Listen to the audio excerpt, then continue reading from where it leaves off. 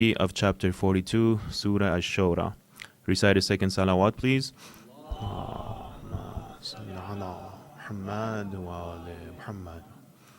And let's remember Abu Abdullah al-Hussein, Hazrat Abu al-Fazl Abbas, and all the martyrs and shuhada of Karbala by reciting your third salawat.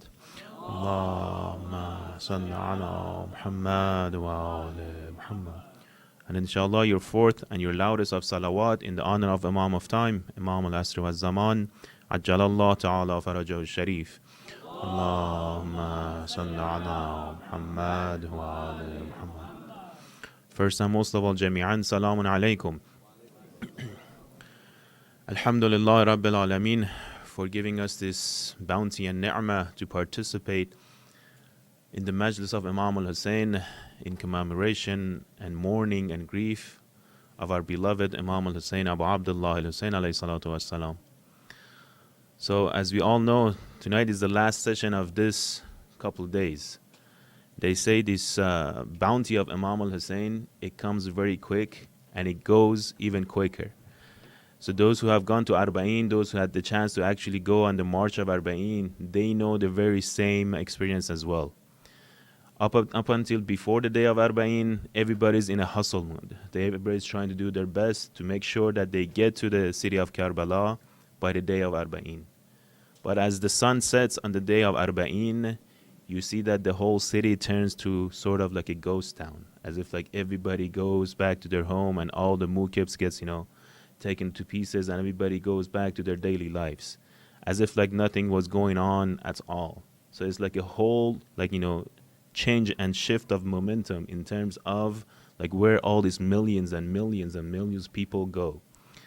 So this is how everything changes in the daily lives that we have, right? And that's how the Quran actually introduces the topic of this world to us as well, that it sort of makes the people be so much like confused and drowned within different aspects of life that they do not realize how fast the time is actually going by. But all of a sudden, that topic comes, that time comes, that ajal comes, that the time of departure comes without having any notification beforehand, and everything in a split of second just changes and then goes back to the reality that it actually contains. So inshallah, we'll ask Allah subhanahu wa ta'ala to help us and to protect us from the fitna of the akhir al-zaman and to guide us on the sirat al-mustaqim, and to include our names among all of the Za'irin and all of the pilgrims of Abu Abdullah al-Hussein by reciting your fifth of salawats. Allahumma salli ala Muhammad wa ala Muhammad. So alhamdulillah, we started this series of discussions about running an analysis on the movement of Abu Abdullah al-Hussein. And we started talking about different parts of this movement, right? And we touched base on different subjects on the previous nights. I'll just try to recap a little bit of that, and then I will dig into the topic for tonight. And inshallah, hopefully we can conclude the discussion as we are getting closer and closer and closer to the end of Safar. So we started by talking about number one, the method in which Abu Abdullah al-Hussein used in his move or in his uprising, in his reviving move. And we were talking about this, that this method of Abu Abdullah al-Hussein is not something unique to him. Rather, it is the same method that was used by Rasulullah himself. And the same method was used by other prophets as well. For example, Prophet Moses and Prophet Jesus, and even Nabi Ibrahim as well. So the path is the same path. The message is the same message, right? And the strategies that Abu Abdullah al-Hussein uses, it falls within the same category. What is that major, objective of Abu Abdullah al-Hussein? It is exactly what is mentioned in the Quran. لِتُخْرِجَ النَّاسَ مِنَ الظُّلُمَاتِ إِلَى النُّورِ بِإِذْنِ رَبِّهِمْ إِلَى صِرَاطِ الْعَزِيزِ الْحَمِيدِ. So all of this was done to do what? To help people, to pave the way, to enlighten them, to give them that, the missing piece of information. لِتُخْرِجَ النَّاسَ مِنَ الظُّلُمَاتِ إِلَى النُّورِ. Why? To make people move away from the zulumat, from this darkness, towards the nur, towards the light, right? بِإِذْنِ رَبِّهِمْ. And all of this happens by the permission and through the permission of Allah subhanahu wa ta'ala. إِلَى صِرَاطِ الْعَزِيزِ الْحَمِيدِ. Right? Towards this Sirat al-Mustaqim, which this Sirat al-Mustaqim is so dear, and it is so Hamid, it is so high, and it is so perfect. So that's the major objective of Abu Abdullah al-Hussein, the major objective of Rasulullah, and the major objective of all the prophets and messengers who have come and gone, right? So what's the difference between this ayah and the other ayah in which we recite a lot of times that لِيَقُومَ النَّاسُ بِالْقِسْطِ, right? A lot of people, when they talk about the main purpose, they talk about a society in which, for example, justice is the number one value of that society, meaning that the society will be formed based on justice. There is this, extra information for this one, like in which we say, not necessarily every society that gets formed based on justice will have that nur as the Quran is talking about, meaning the equation is upside down, right? When the objective is to create a society in which moves away from zulumat towards nur, that justice comes and plays a role as a mean in order to make that shift. Versus if he just built a society based on justice, right, not necessarily is going to reach the stage of being enlightened with that spiritual light in which we talk about.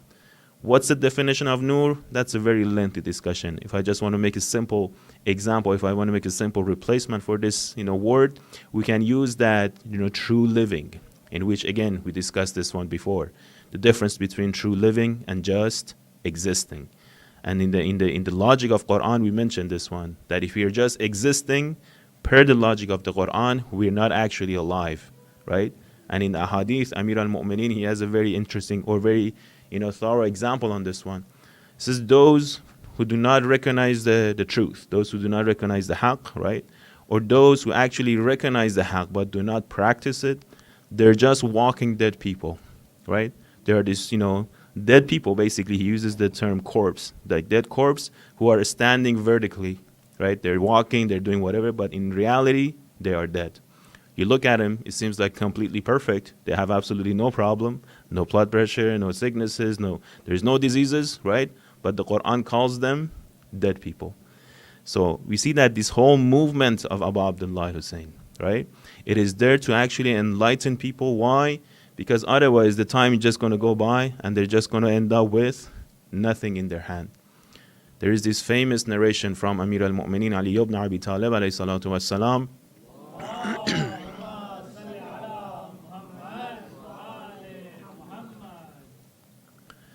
in which he says, ضَاعَ مَنْ كَانَ لَهُ مَقْصَدٌ غَيْرُ اللَّهِ. Whoever has any destination, any purpose other than Allah subhanahu wa ta'ala, right? Conclusion, ضَاعَ. ضَاعَ with sad, meaning that he or she has indeed lost. He or she has indeed lost the game, right? If there is any other destination, if there is any other objective than Allah subhanahu wa ta'ala, that person has actually lost, his biggest capital, which is the life that we are living. And that's why we see that, Abu Abdullah al-Hussein, not only Imam al-Hussein, every single of our Ma'sumeens, or even the Rasulullah himself, right? They tried so much and they invested so much and they went through so many hardships just to make sure that the people will get enlightened. Sometimes we have to think about all of the examples that happened during their time a little bit more thoroughly. You all know, like when Rasulullah was passing through the alleys, right? They were actually throwing this remaining of the guts of camel on top of his head. Now just imagine if you're walking by Saba's building and somebody throws something from the Saba's window and it hits you in the head. What would you do, right? And then imagine if you come back the next day, the same thing happens, right? For the third day, the very same thing happens. After the third day, are you going to come back to Saba again? More likely not, right? But we have it in the hadith that Rasulullah didn't even change his path, right? He made sure that he would go through the same alleys for the same person to do the very same act again and again and again, right? For how many times? Allah knows when. Until one day that Rasulullah went through the same path and the remaining of the guts of camel did not fall on his head. So he told his companions, like, what happened to the lady who was doing all of this stuff? One of the guys who actually knew the neighbor from the lady, like he told Rasulullah that, oh, she has become sick. That's why she was not present at the window. So now Rasulullah, what does he do? He actually goes and he pays her a visit. He goes and he spends even some time, like try to actually attend her affairs. If you need some shoppings, if you need something for your home, right? Whatever you need, we are here for you, right? So what's the intention here? You see how Rasulullah takes a look at the situation? That's the very same way that Imam al-Ma'soom takes a look at every situation in which they're dealing with. So Abu Abdullah al-Hussein, he's looking at the society, right? We talked about the circumstance. He looks at the mass, he looks at the people, he looks at the elites, right? And he sees that they have been drowned in this topic of ignorance, the topic of jahiliyyah, right? And they have lost pretty much everything. They have lost and they have misplaced the values of Islam. The principles of Islam have become upside down, right? And then it has become to a point that instead of actually Islam being a religion in which takes people from the material world towards the spiritual world, is actually functioning completely opposite. There is only some specific rituals of it remaining. For example, attending the prayers. For example, doing all the superficial stuff. But the meaning of it, the core values of it, right? It's all have gone missing. And we talked about the difference between the time of Muawiyah and the time of Yazid. The time of Muawiyah was very unique in a sense, and that's why Imam al-Hussein did not make his move at the time of Muawiyah. And the time of Yazid has its own specific characters. But that doesn't mean that Imam al-Hussein actually kept silent at the time of Muawiyah either, right? We say that Imam al-Hussein actually used two major strategies at the time of Muawiyah. Number one, he started spreading all of these teachings, especially about the monotheistic teachings of Islam at the time of Muawiyah. Meaning that he started spreading the words of true teachings of Islam. When we know that everything was actually against Imam al-Hussein at the time of Muawiyah. Basically, imagine if you're living in a time, right, that when you go to the masjid, the person who goes on top of the minbar is going to actually curse your own father. So how would you go about and start making that communication or making that conversation with the people, right? You see how difficult would it be? But Imam al-Hussein, despite of all of this stuff, he still continued with this path of teachings, the ma'ad of teachings, these true teachings of Islam to the people, trying to enlighten them at least at the level of theology, right?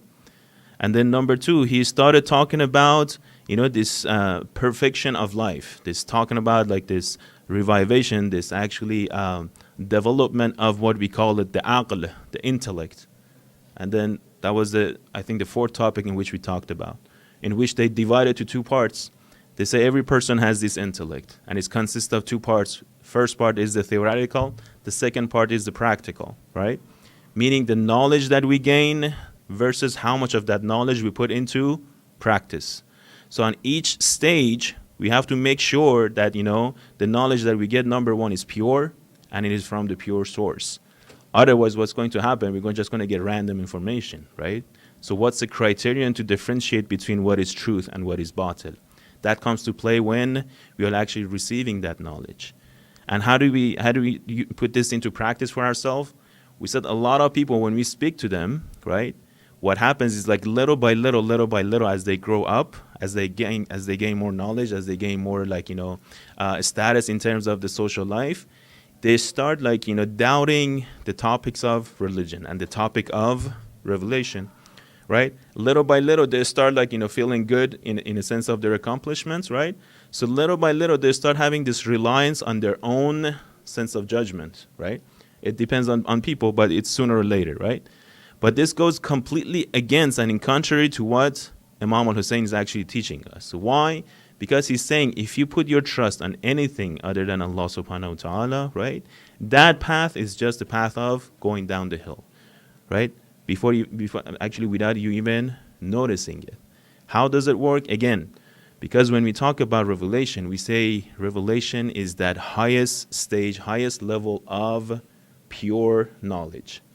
What we get as information, what we get as studies, what we get as no matter how much advanced we get in terms of technology and sciences, it's only a portion of that true knowledge. It's not the holistic knowledge. It's not all of it. And you can see that in every field you put your hands on, biology, medicine, chemistry, physics, doesn't matter what field it is, right? It's constantly developing, it's constantly getting, advancing, right?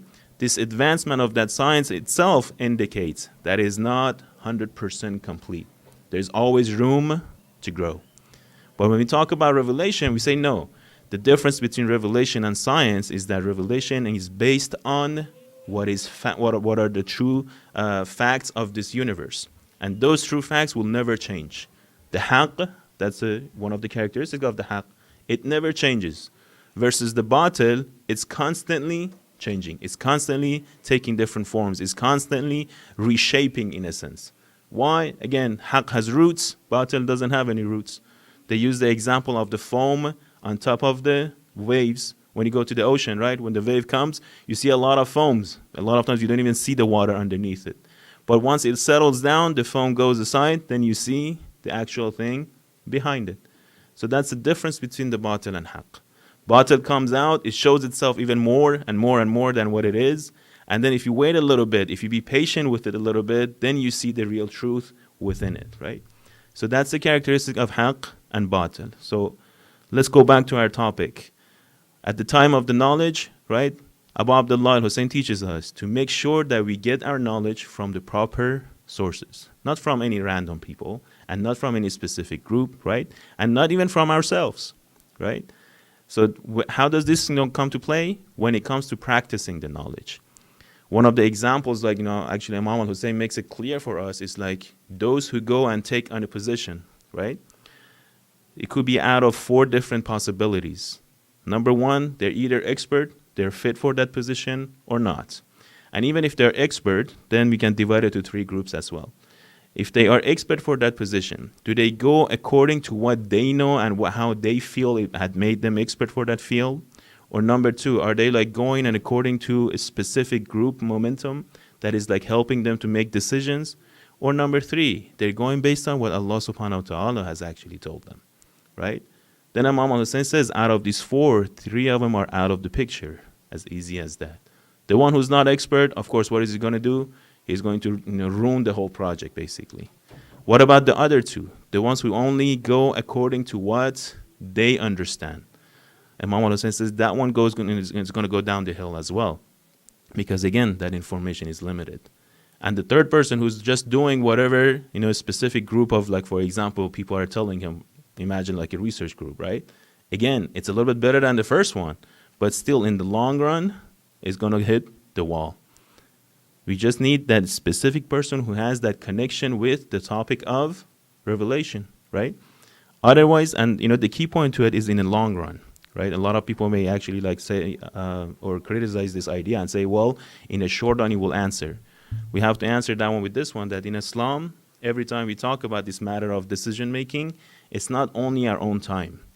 Every time I want to make a decision for my life, I should not only consider my own lifespan. No, I want to see generations and generations after me as well. I want to see how would it affect the life of my children and the children of my children and the children of my children and children, it continues, so on and so forth, right? This is how we say, we have to aim for that, topic of a society in which it will be actually based on justice, and it will, get to a point of becoming enlightened and be filled with that light and nur and that true living, right? So it's a very long run vision. It's not only a short vision of okay, I'm just going to make it day by day. And that's what the teachings of religion, when it comes to play. We call it the lifestyle, the plan of life, a plan of living, right? This plan of living, is it only, excluded and only limited to, for example, specific acts and rituals? Or does it, extends and it takes over every aspect of our life, right? How far should a religion actually cover? To what extent should it cover, right? Number 2, is the religion here, just to serve us, or are we here to actually serve the religion? How does it work? How does the equation work? And this one becomes very thorough, right? I think I gave you guys a couple of examples. I can come to Saba to see what Saba does for me, right? Or I can see myself, in a position of what can I do for Saba. And when I say Saba, I don't mean Saba itself. I mean for the religion of Islam. It could be any center. It could be any majlis. It could be any place, right? And how does this, changes the person? Again, in the long run. when something happens, if I start coming to Saba just to see what Saba does for me, right? After a while, if whatever service that I'm gaining, whatever benefits that I'm gaining, if that comes to a halt, if that comes to a stop, what's going to happen to me? I'm going to say, well, I'm not benefiting from this anymore, so I'll see you later, right? Versus the other way, when we put the intention, for example, on the religion, when we put the intention on Allah subhanahu wa ta'ala, right? Basically, we have to put everything that we have and own in order to get closer to Allah, to get closer to that, the true meaning of religion, right?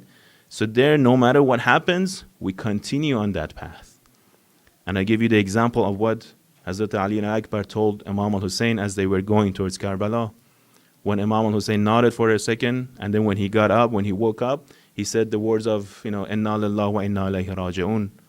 So immediately Hazrat Ali Akbar went to his father and said, you used the word of istirja, how come? Then Imam told him about his vision. Immediately Ali Akbar replied that, aren't we on the path of truth? Aren't we going on the path of haqq? Then what does it matter? What will be the end of it, right? Meaning that we have to recognize what's our duty, what's our responsibility. Not to overthink the outcome of it and then see whether the outcome is going to benefit me in a way that I want or not. Why not? Again, a lot of times we think and we assume that whatever we think is good for us, right? But in reality, that very same thing is bad for us, right? It actually is going to make us even more subtle in the sense of becoming more attached, to the material world. So a lot of akhlaqi ulamas, they use this example. They say people go to ziyarats, right? And then all they ask is for more and more and more. But more of what? They ask, for example, for a better job. They ask for a higher income. They ask for, a better family. They ask for a perfect wife. They ask for a perfect husband, right? They ask for perfect children. All of this stuff is good. I'm not saying it's bad, right? But they're constantly asking for some more of the material stuff in which is going to create more of attachment for them, right? So one of the akhlaqi scholars, he was saying, how come nobody goes to a holy shrine and asks Allah subhanahu wa ta'ala to remove all of the attachments that he have, right? Everybody's looking for that free set of mind. Doesn't mean to go in and live in the corner, no. To remove the attachments, right? Meaning you have it, but you're not attached to it. You're not living for it. It's living for you, right? Basically, you're making the money to live, or you are living to make that money. How does it differ, right? So these were all part of the reasons in which Abu Abdullah al-Hussein made that move, because the entire society of the Muslims of that time had changed so much. So here comes the third question: how come all of these Muslims, right, changed so quickly? It's like from the time of the demise of the Holy Prophet, right, on the year of 13 Hijrah, right? So it's about 40 to 50 years, right, from the time of the Holy Prophet, from the time of Rasulullah. So what happened to all of those great companions, all of those great and noble Muslims, right? When we look at this change of Muslims' mentality over the time, we see that the problem occurs when the new generations actually come about. What do I mean? The first group, they were with Rasulullah from the day one till the very time till the time of the demise of the Rasulullah, right? So they actually went through all the battles. They went through all the ghazawats, and they went through all the experiences. They saw Amir al-Mu'mineen fighting all of those. They saw all of the great characteristics of Amir al-Mu'mineen. So they knew him very well, right? But by the time of the year 61 Hijrah, most of them had already passed away, right? Or they had scattered. Not so many of them had remained. The second generation after that, right? They came about, but they came after the time of, for example, the migration of the Rasulullah towards Medina. So they didn't see a lot of stuff before that. They didn't know about it. They didn't witness it themselves, right? And they didn't go through a lot of battles, right? So the most they could get was for example, towards the end of the life of Rasulullah, which was, the biggest one is, the event of Ghadir. So that was their, the major thing that they could hang on as a certain fact. So still we could reason with them. But there came the third generation. Now there came the third generations, and they only saw Amir al-Mu'mineen at the time of, being basically left to the side, right? They saw Amir al-Mu'minin as a farmer. They saw Amir al-Mu'minin as someone who goes around and digs well, right? They saw Amir al-Mu'minin who is not present in the society. So that's all they remembered from Amir al-Mu'minin, right? So now when you want to go and you want to reason with them that, oh, the very same person who's farming around the city of Medina, he is the true, for example, Khalif of Allah subhanahu wa ta'ala, how are they able to actually acknowledge that? It makes it more difficult, right? So we see this, breaks between generations and generations in terms of conveying the true message of Islam. And how does that start again? We have to go back to the time of Rasulullah as well. One of the reasons that, this narrating the ahadith was actually, blocked by a specific person, right? What was it for? Just to make sure that these virtues, these characteristics would not carry through, right? At the other, another aspect, we talked about the general understanding of the Muslim society of that time. So what happens when Jahiliyyah comes to play, right? The overall understanding level of the people comes down, and it goes even, it becomes like lower as we speak of. Instead of they be able to understand more of the options and more of the long-term options, they tend to focus on the short-term options. They only go, for whatever they can see or feel. If I see this one, it exists, and if I like it, I go for it, right? This happens when that Jahiliyyah kicks in. Why? Because when that Jahiliyyah kicks in, it doesn't show all of the options to you. It only shows the very first layer of the options to you. Versus, for example, when we remove this Jahiliyyah, the second layer of the options will be visible, right? So once you see the whole package, then you can make that better decisions. But when your decisions are limited to specific material stuff, and then the only reasoning that we use is the way that we feel, then you can get the results and you can see what will happen. And of course, you had this, propaganda of Muawiyah for Allah knows how many years, right? Constantly focusing on brainwashing the people of his time. And I give you a very good example, right?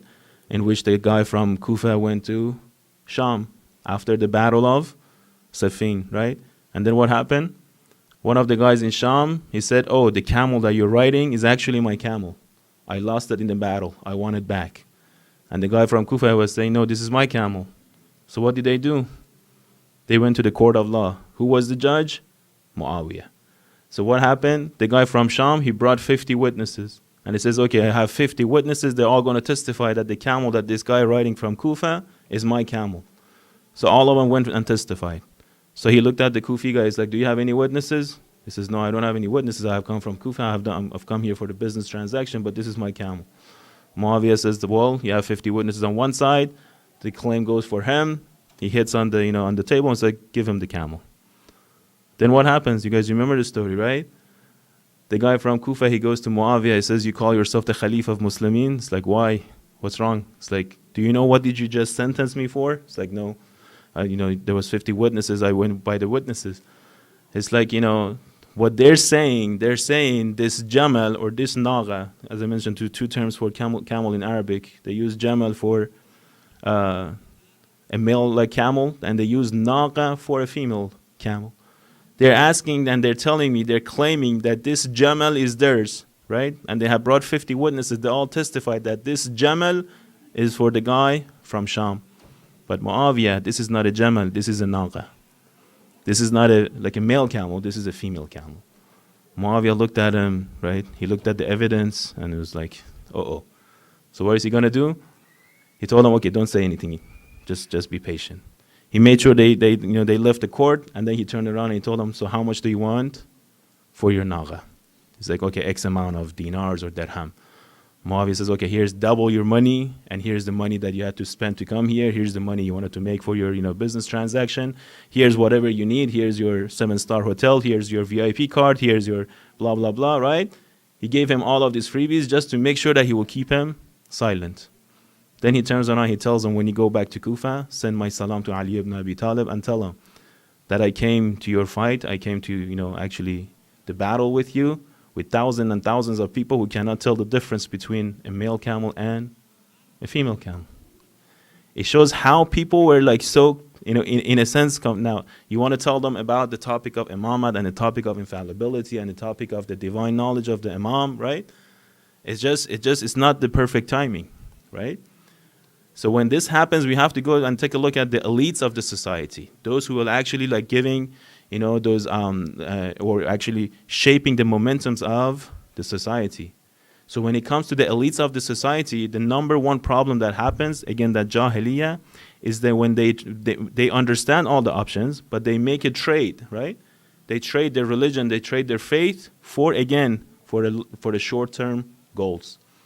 They say, I want this power, I want this status, I want this, specific, again, benefit, material benefit, and for that I'm going to just sacrifice everything that I know from my religion. And we see this quite a bit. That's why they say the biggest hits that Islam got was from the hypocrites, from the munafiqeen, right? So it was from within, not from outside. The external enemies of Islam, it was clear, it was obvious, you knew it. But the internal ones, the ones who actually were among the Muslims, they were acted as Muslims, they had the look of Muslims, right? A lot of them had a long beard, a lot of them had this sign of sujood on their forehead, a lot of them had the perfect amama, like some of them were, the hafiz of the Quran, right? And I mentioned, I think this one, the Shamr ibn Zal-Joshan, right? He was actually known as being the just person within the society. So they would take him to the court of law to testify, or to be or to play the role of a witness, in a case of conflict, right? Or Umar Asad, a lot of people used to go to him and ask him for fatwas. Imagine that. Even Yazid himself, one of the tricky thing that Muawiyah does, because he could not send Yazid anywhere, and there's a reason for it. Muawiyah traveled a lot. He went to different, he was very tactful about the way that he was ruling. But for his son Yazid, he couldn't send him to a lot of places, right? So what he does, in order to gain, or give him that, religious, status, he puts them in charge of the caravans which will go to Mecca. He calls them the Amir al-Hujjaj, right? So imagine that you're in a caravan and your Moulana, the one that you want to go and ask about the rituals of Hajj, is Yazid Lanatullah alayh, right? So you can tell what happens. So on those caravans, they could actually, because Yazid has this character who could not go anywhere without two or three things. Number one, without having drinks with him. Number two, without having singers and dancers at his presence. And number three, without having his animals with him. He could not just go. He could not bear, for example, 1 hour without these three things, right? Even when the caravan of Abdullah al-Hussein comes to and enters the city of Sham, we have it in the reports that he had his drinks on the side, right? He had his animals. He had all of the singers and who were trying to perform actually, right? And we have it that he would have some slip from the alcohol that he had, and he would toss the remaining on the beloved head of Abu Abdullah Hussein, just to play around with the emotion of that session that was happening. So this was the personality of Yazid. And Muawiyah, he tried so hard. He tried so hard to give him that social status in a way that it would be accepted by the society. But no matter how hard he tried, Yazid would just go and blow everything up, right? So that's why Muawiyah tried to get a bay'ah from the elites of the society at his own lifetime. And he started doing this, strategy of threatening everybody. You either do a bay'ah at my time or you will basically be dead. So it's a very long historical discussion. But let's move past that one. Then we started talking about the primary objective of Imam al-Hussein's move. It was to revive this intellect of the people, right? And we talked about this relationship between the theoretical one and the practical. And we said the more we practice whatever we learn, right, the more of our intellect will actually grow, right? It will reach to a point that immediately when the person acknowledges the haqq, right, it will actually act according to that haqq. Before that, right, we all are subjected to make that mistake, meaning that we could acknowledge the haqq, we could either accept it or we could deny it, right? So that's why we have to constantly work on and make sure that whatever we know, we put it into practice. I ask myself this question quite a few times. It's for how many years I have been Muslim, or I have the title of being a Muslim, how many different lectures have I listened to, how many different books have I read, right? How many different ahadith have I listened, or have I studied, have I translated even, right? So X amount of, lectures. Out of all of these X amount of lectures, how much of that have I put into practice? That, shows me like, in this equation of balancing the two, where do I stand, right? So one of the reasons that we come to the Majlis of Abu Abdullah al-Hussein and we mourn for Imam al-Hussein is to give us this sense of awakening, right? To see where we at, right? And then make that long-term plan for ourselves. If we do not make that long-term plan, who's going to make it for us? Shaitan? He's already made it, right? And he's sworn and he has the experience of, I don't know, plus 6,000 years. So imagine if you have to print out his resume. I don't know how many pages would that be. How many different people through different strategies, through different plans have he like tricked, right? And he has sworn to do what? To go after every single one of us. No jokes, no kidding. And he's constantly working. He already knows what he wants to do, right? There we are, right here, left in this equation, right? And then we want to say, oh, I don't need religion. I want just to go with my own sense of understanding. I'm adult enough, I'm mature enough, right? I can make my own decision. Shaitan is it's a piece of cake, right? A lot of people were actually thinking that way. And I mentioned this one again, right? There are 3 characters. Shaitan embeds them within the person. Once they grow, he doesn't have to do anything more. He just leaves them be, right? Number 1 was what? That he makes them to feel good, feel arrogant about a specific act that they do. And it's usually a good act. It's not a bad act. It's not a sin. It's something that they do good, right? Shaitan goes to them and whispers them, right? It makes them feel good about that specific act to a point that they start feeling arrogant about it, right? The minute they start feeling arrogant about it, the second character, right? Shaitan, whispers even more. So they start doing more of the same act again and again and again. Meaning the level of arrogance goes up more and more and more. It's a good act though. It's not a sin, right? And then what happens, little by little, the person completely forgets about all of the mistakes or the sins that he actually has done in the past or of that time. You can draw the relationship, right? So that's the third character. He makes sure that they actually give less of the value to the mistakes and sins they have, and they only focus on that specific good act that they do, and they try to multiply it by the largest amount of quantity that they can, right? It gets to a point that all they think is that specific act. So if you try to take that act from them, they will be ready to actually form a fight against you. And we have seen so many cases of this, and this is where it becomes very thorough. The person thinks he or she is doing good, but in fact he or she is serving the shaitan, right? He or she is thinking that he's attending the Majlis of Imam al-Hussein, but in fact he's serving the shaitan. You're thinking that he's doing the prayer, right? But in fact he's serving the shaitan. This is where it becomes very thorough. This is what we need the teachings of religion to come and give us the multi-aspect view, the holistic view, right? To tell us that, how to go about this stuff, how to make sure that whatever we do is truly out of sincerely and for the sake of Allah, not for the sake of our own ego, right? So all of this been said, and then for tonight, as the last night of the session, let's talk about the different ways in which we can actually participate in the move of Abu Abdullah al-Hussein. Why do we want to participate? We talked about this, that the move itself has these characters of enlightening people, giving life to people, giving objective, giving purpose to people, right? In the matter of guidance, right? So now when we want to become part of this, how can we go about it? They have listed so many different things, different practical things. Actually, one of them is the very same thing that, alhamdulillah, some of us had the tawfiq to do it today, which is the ziyarat of Imam al-Hussein on the day of Arbaeen. We talked about it briefly, at the previous session, so I'm not going to go over that one. The second one is this, again, very simple, the mourning for Imam al-Hussein. This topic of mourning and grieving for Abu Abdullah al-Hussein has so many different levels of mercy and different levels of bounty within it, that if you just start writing a book, writing an article on it, I don't think you will come to an end. It just continues going, it becomes more and more. So many different stories, so many different cases, so many different, rewards, and so many different, sub-rewards within those rewards. that it cannot just be put within the piece of paper and using a pen, right? That's how great this movement of Abu Abdullah al-Hussein is.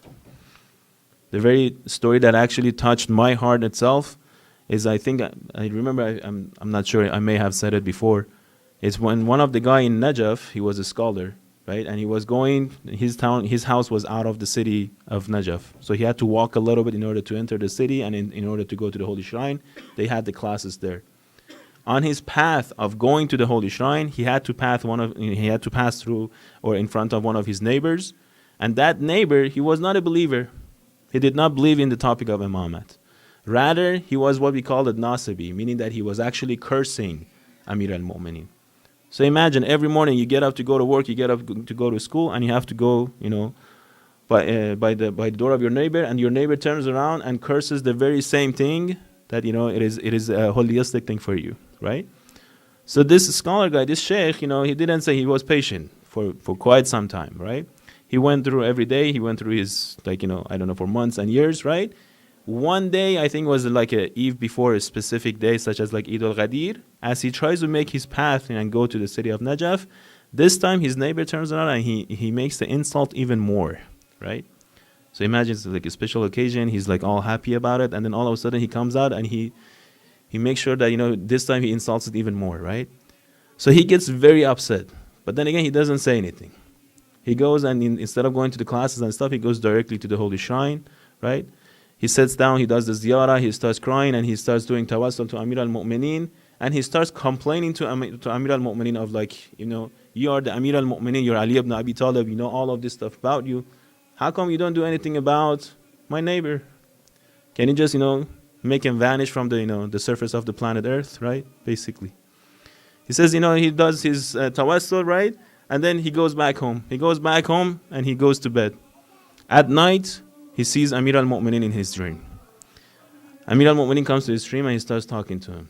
And he tells him, we heard what you're saying and we know what's going on. The only reason that we are not doing anything about this is because he had shed one tear unintentionally for the sake of Abu Abdullah al-Hussein. Then Amir al-Mu'mineen starts telling the story to this sheikh guy. He tells him one day this guy was sitting by the Furat. There was nobody there. He was just looking at the Furat flowing through.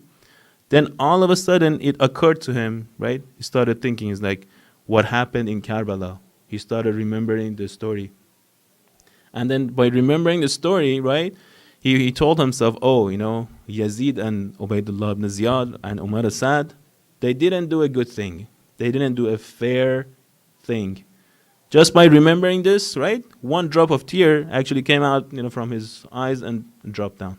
And then he immediately came back to his own senses and he wiped out his tears like, why am I crying, right? Because he wasn't a believer. For that one drop of tear, Amir al-Mu'mineen tells him, it's like, for that one drop of tear, which was unintentionally, not even intentionally, without any ma'arafah, we're just going to give him extra time and time and time, and we're going to just give him more even of the ni'mats and bounties. So the sheikh wakes up in the morning, and he's like, mashallah about this virtue, right? He goes back to school, again, the neighbor comes out. And then this time he's mocking even more. It's like, okay, so what happened? Yesterday you were crying. This morning you're laughing. Did you see your mullah, right? He's trying to be So he looks at him. He's like, yes, actually this time I actually saw my mullah. It's like, really? What did he say? It's like, you really wanted me to tell you? He's like, yes, go ahead. He's like, he told me that the only reason that, they're not doing anything about you is because of that specific one drop of tear which you shed on that day by the Furat River. The guy looks at, this sheikh, he looks around, he's just like, there's nobody around. He starts thinking, he's like, how does he know? There was no Wi-Fi, there was no, GPS of that time, there was no cellular networks, right? How does he know? There was nobody there. He starts thinking so hard, he cannot find any way out of it, right?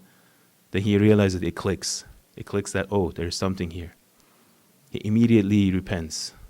And he starts going to the Holy Shrine with this sheikh, right? For one drop of tear, unintentionally. So now imagine what happens, actually if the person comes out sincerely and mourns for Abu Abdullah al-Hussein. This term in which we say, Assalamu alayka ya qatil al-abarat, this qatil al-abarat has a definition, right? Abarat is the plural form of abara, which means tears, right? Qatil is what we translate it as someone who's been killed for tears. What does it mean killed for tears, right? Meaning that the tears that we shed, or with the tears that we cry for Imam al-Hussein, right? These tears have the moving power. They themselves become the objective, right? Meaning that by crying these tears is actually when our soul is growing and growing and growing. It's cleansing our soul. Just the tears itself, right? So imagine if these tears are doing this, what would happen if you do more than like mourning, right? And all of this stuff has happened for what? Not for us to come down here and only cry. No, only cry is part of it, right? The major purpose, the major mission, the major message was to actually, carry through and continue this path of Imam al-Hussein. What is that path? To make sure that we follow the path of perfection, right? To follow the path of removing the jahiliyyah, removing the ignorance, right? When we want to learn about religion, go to the main sources. Don't go to any random source, right? When we want to make decisions, make sure that the decisions that we want to make is at least according to Allah's pleasure, right? Or Allah's rizaya. I shouldn't say pleasure. Pleasure is for us. Allah subhanahu wa ta'ala is not, it doesn't have that pleasure in which we understand it, right? So I think I took a long time already, but let me just try to wrap it up in a couple more sentences, and inshallah we get to the masahib for tonight. So on these days, we know that the caravan of Imam al-Hussein, they actually made a return to the land of Karbala. So now let's go among that caravan. Let's go among the women and children and see how do they feel as they go back to the city of Karbala. It's very hard to imagine. As you all know, as after the tragedy of Karbala happened, as these women and children were going through all of these towns and cities one by one after another one, they never had a chance to actually properly sit down in a corner and mourn for Imam al-Hussein. For number one, the guards were just there. They were waiting for something to happen. They were waiting for a cry. They were waiting for a shouting just to get back at the women and children. So now, after all of this have been said and done, as they go back and as they enter the city of Karbala, you can see how much eager and how enthusiastic they are about getting closer to the grave of Abu Abdullah al-Hussein and actually mourn for him. To finally let out all of those tears and cries that they've been holding on for about 40 days or so. So we have it that they go and they enter the city of Karbala, but they are missing one piece of the caravan. They're missing the 3-year-old Ruqayya. They go back to city of Karbala, but in what conditions? The very first day that they entered the land of Karbala, you had the entire Bani Hashim with them. The first day that they entered the Karbala, you had all the companions with them. But now, after 40 days, once they re-entered the city of Karbala, there are no more of the Bani Hashim left. There is only one Ali ibn al-Husayn Zain al-Abidin left. And all there is are the memories of the tragedy of Karbala. So imagine as you go back to the city of Karbala, and to no matter which corner you take a look, all you remember are the parts and acts and tyrant acts and cruel acts of what happened in the day of Ashura. As they go by, they tell each other, oh, do you remember this part? This is where all the camels were actually set down. This is where we put all of our stuff down. This is where we put our tents up. In one of those places, they looked at each other and they say, do you remember this place? This is that place. This is that place when it happened. This is when the youngest of the Shuhada of Karbala got actually murdered. Do you remember this place? Do you remember when Abu Abdullah al-Hussein came back for his first farewell? He called out and he said, Hal min nasirin yansuruni? Is there anybody who wants to help us? Hal min zabbin yazubbu an haram Allah? Is there anybody who wants to protect this progeny of Rasulullah? As there was no call, there was no recall for his shout, he came back to the tents. And he started doing his last farewell with the women and children. At this time, a voice of an infant's baby, a 6-month-old baby, Ali al-Asghar, went up to the sky. They say there is a story of this deer who goes to the town of Medina. He enters the city of Medina and is going through alleys and alleys. People are looking at the deer of what a deer is doing in the city of Medina. But the deer continues and he goes all the way to the house of Imam Zain al-Abidin. He goes and he starts talking to Imam Zain al-Abidin, and he talks in deer language so nobody can understand. But they say Imam Zain al-Abidin started crying and he started petting the head of the deer. Then he started following this deer out of the town out of the Medina. As they were going out, the deer went all the way to a point that Imam Zain al-Abidin could actually see the hunter who had gone after the baby of this deer. The minute Imam sees that hunter, he goes to him and he says, if you can, give us that baby deer and I'll pay you whatever amount you want. The hunter accepts to actually exchange the baby deer for the amount of money. Then this report says, when the baby deer goes back to this mother deer, he goes and he starts having some milk. As he's having some milk from his mother, the drops of milk start falling down from the side of his mouth.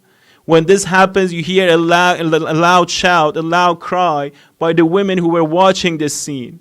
They look around and they say, this is the shout of a mother who comes back after the tragedy of the Karbala, who goes back through the same scene where all of it happened. She goes back and sees where Ali al-Asqar was murdered. But now there are some milk, but there is no baby. There are some milk, but there is no infant anymore.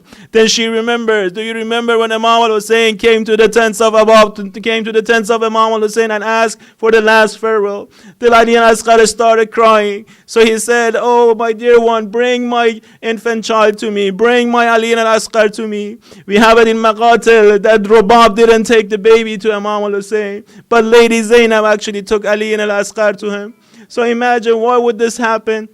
Why wouldn't the mother of the baby take the baby to Imam al-Hussein? They say because it makes it so much difficult for the father to take a look at the look of the mother's eyes and then take away the baby from the mother when they know that this baby is not going to live any longer. So we have it in Maqatil. Lady Zainab brings out Ali al-Asqar. She hands it back to Imam al-Hussein. Imam al-Hussein is looking at Ali al-Asqar for one last time, as if he's trying to say farewell to his Ali al-Asqar. There are different narrations about this. One of the scholars was saying that it indicates that there were actually more than one infant who got murdered in the tragedy of Karbala. But I'll tell you this tradition in which it talks about as Imam al-Hussein picked up Ali al-Asqar, and as he was embracing him, he leaned over to give him a last kiss for the last goodbye. The minute he leaned over, that Harmala, that Mal'oon, found the perfect position. He pulled out that three-headed arrow and he made sure that he would make one last call to the Imam al-Hussein. He released the arrow went through. What would a three-headed arrow do with the neck of an infant baby? They say in Islam, in fiqh, in jurisprudence, we have this rule that if you want to sacrifice, if you want to slaughter an animal, you have to make sure the knife that you use is it goes according to the weight of that animal. So if you want to kill a bird, you have to make sure you use a small knife. If you want to slaughter a sheep, you want to make sure you want to use a medium-sized knife. If you want to slaughter it like a cow or like a cattle, you want to make sure you use a bigger knife. But what would a three-headed arrow would do with Ali al-Asqar on the day of Ashura?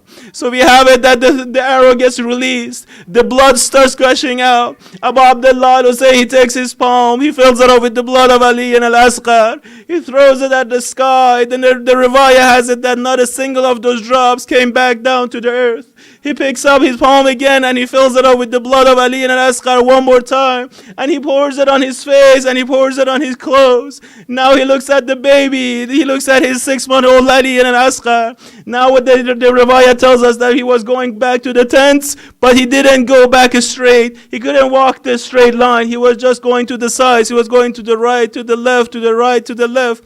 They say why? They say because Imam al-Hussein wanted to ignore actually taking a look or being caught eye to eye with Rabah. So he goes behind the tents and then he starts digging the ground with the end of his sword. As he's digging the ground, as he gets ready to give a proper burial for Ali and al-Asqar, then comes a voice, Mahlan Mahla, Yabna Zahra. Wait, oh the son of Zahra, wait for me. There comes Rabab. It tells him, oh Imam al-Hussein, let me say one last farewell to my child.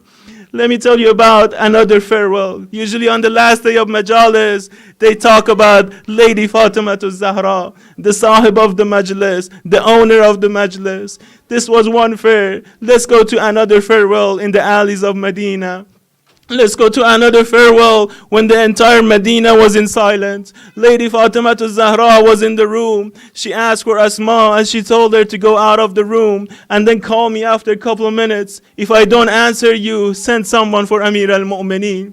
So Asma does accordingly. She goes out of the room. After a couple of minutes, she calls back the name of Lady Fatima Zahra. She doesn't hear any response. She calls back again, oh Ya Zahra, are you there? She doesn't hear any response. She calls back again, oh Zahra, oh my lady, are you there? She doesn't hear any response. So she calls for the Imam al-Hassan and Imam al-Hussein, tells them to go to the mosque and tell your father to come back home immediately. They say they went to the masjid. The minute Amir al-Mu'mineen spotted them on the door of the masjid, he got up and he immediately rushed back towards home. They say on the way he hit the ground a couple of times as he was running so fast. He comes home and he enters the room and he finds Lady Fatima Zahra. He finds that her soul has departed from the body. So now he has to do the ghusl and kafan. But how can he do the ghusl and kafan with all the children being around him? Once he finishes the ghusl and kafan, then he tells, now my kids, you guys can come in and you guys can say the farewell to your mother. So Imam Hassan al-Mujtaba comes to the room. He goes and he picks up the hand of Lady Fatima. He puts it on the side of his face and he says, oh mother, oh Lady Fatima, this is me, Hassan. This is your Hassan. I'm the Hassan al-Mujtaba. How come you're not answering me? Abu Abdullah al-Hussein goes to the foot of Lady Fatima. He picks up the foot of Lady Fatima. He places the bottom of the foot on the side of his face. And he says, oh mother, oh mother, this is your Hussein. This is your Hussein that you used to talk to me when I wasn't even in your stomach. This is your Hussein that you used to cry for me on the day that I was born. How come you're not answering me anymore? The Riwayah has it for us that the entire family started crying so hard. There came this shout from the sky to Amir al-Mu'mineen, oh Ali, remove the children from the body of Fatima, as if the soul of Fatima is about to return to her body. Inna lillahi wa inna ilayhi raji'un. Wa saya'lamu alladhina zalamu wa yanqalibun munqalibun. Allahumma inna nas'aluka wa nad'uk bismika al-azim al-azam.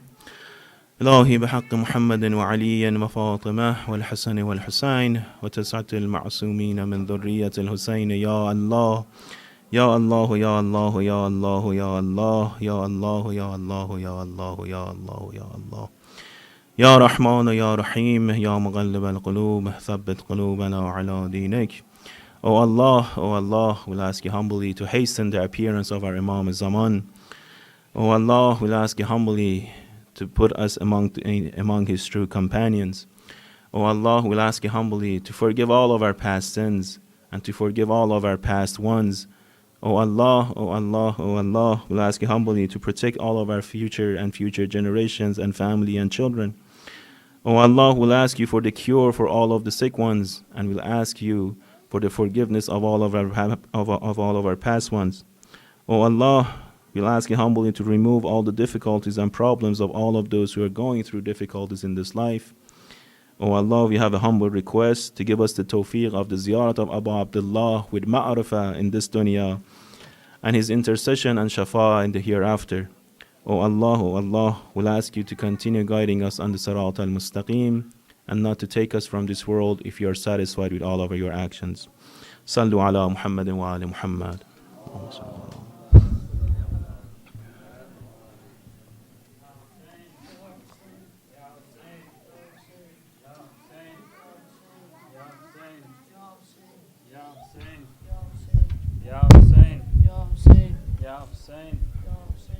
Ya Hussein, Ya Hussein, Ya Hussein. Come join, brothers. Ya Hussein, Ya Hussein. Ali Ali Akbar waladi, Ali Ali Akbar waladi, Ali Ali Akbar waladi, Ali Ali Akbar waladi, Ali Ali Akbar waladi, Ali Ali Akbar Waladi Ali Ali Akbar Waladi Ali Ali Akbar Waladi Ali Ali Akbar Waladi Ali Ali Akbar Waladi Ali Ali Akbar Waladi Ali Ali Akbar Waladi Mir Payambar Khuda Hafiz Khuda Hafiz Mir Payambar Khuda Hafiz Khuda Hafiz reflection of Haydar Khuda Hafiz Khuda Hafiz my most precious treasure Khuda Hafiz Khuda Hafiz my Ali al-Akbar Khuda Hafiz Khuda Hafiz your turn has come Waladi my heart is in pieces Waladi all the women and children lined up to bid you a farewell Waladi your turn to leave has come Waladi my heart is in pieces Waladi all the women and children lined up to bid you a farewell Waladi Ali Ali Akbar Waladi Ali Ali Akbar Waladi Ali Ali Akbar Waladi Ali Ali Akbar Waladi Ali Ali Akbar Waladi Ehsan Ali Akbar Waladi Ali Ali Akbar Waladi Ali Ali Akbar Waladi refuge of Sakina Khuda Hafiz Khuda Hafiz refuge of Sakina Khuda Hafiz Khuda Hafiz my most precious treasure Khuda Hafiz Khuda Hafiz comrade of great Abbas Khuda Hafiz Khuda Hafiz let me die when you pass Khuda Hafiz Khuda Hafiz curses to the one hiding in waiting to slay my flower Ali oh God may a father never see his flower in this day Waladi curses to the one hiding in waiting to slay my flower Ali oh God may a father never see his flower in this day Waladi Ali Ali Akbar Waladi Ali Ali Akbar Waladi Ali Ali Akbar Waladi Ali Ali